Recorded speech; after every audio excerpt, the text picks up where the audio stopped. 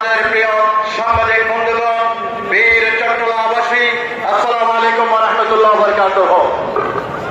সম্মানিত সমাবেশ, আপনারা জানেন মিছিলে মিটিংয়ে আন্দোলনে সংগ্রামে জেল জুলুমে যাদের সাথে সময় কাটিয়েছিলাম, আজকে তারা ক্ষমতার মসনদে বসে রাষ্ট্রীয় কোষাগারে পেয়ে আজকে তারা এগুলো বলে গিয়েছেন। জনগণের সাথে সেই কৃত ওয়াদা 70% মানুষের ম্যান্ডেটের সাথে করেছিল। আজকের এই